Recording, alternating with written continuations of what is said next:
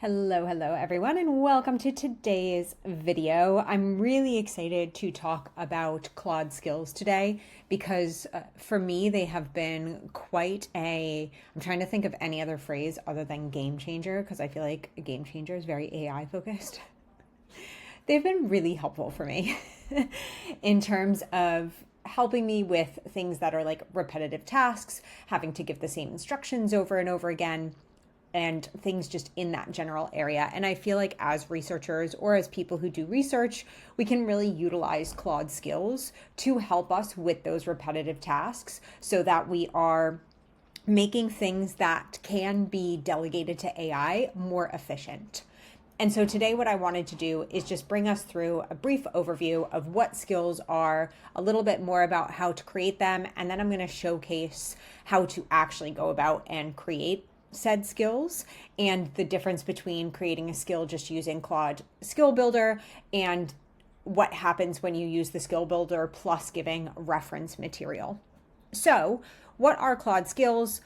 Claude skills are essentially instructions that you are giving Claude about a specific task. So, these are different than like agents, they're different than prompts.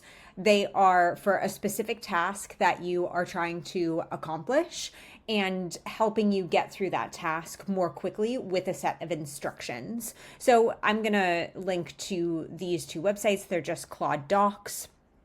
But essentially what it does is it helps you get through these tasks more quickly with limited hallucinations, and it really keeps the LLM, so Claude, on track so that it is following your instructions for a particular skill, which enables you to kind of put that work aside to do it on its own while you go and do something else. And to be fair, for me, they have sped up certain parts of my research process as well as running my business. So they have been very helpful in allowing me to kind of delegate this information in like a structured container. So they are different than projects. They are different than agents. They are different than MCPs. And you can learn more about all of that here. But they are just like literally instructions that you give for a particular task. So I want to just go through really quickly what these actually look like. So they are what's called an MD file, a markdown file, and that looks like this essentially. And so what happens is every skill is an MD file, and it requires several different things within that file to be read as a skill. So the required areas that you have to include in your skill are metadata fields, which is like a name, so brand guidelines and a description. And then there are optional metadata fields like dependencies in Python. Don't worry about that. And then the markdown body is the second part of the skill, which is all the instructions that you're going to be giving for that particular task. So if we look here, an example skill here on brand guidelines, you have the metadata, so the name, the description, and then the overview, so what the skill actually does, which they've not done a great job on this. It can include your brand colors, your typography, logo usage, when to apply, and resources. So another thing that you can do with skills is add references. So if there are particular references that you want the skill to take from that are almost like too big for the skill, you can put them in reference files as well. So you will have like a reference MD file that contains supplemental information about your skill. Now, if this is sounding a bit overwhelming, don't worry, we are going to go through it, but I just wanted to explain a little bit about what the skills actually are and what they look like, and we'll go through these examples. But again, what this is good for are those repeatable tasks. So things like creating research plans, things like creating recruitment screener surveys, things like recruitment criteria, recruitment emails, writing emails to stakeholders, updates, newsletters that you might want to give to stakeholders.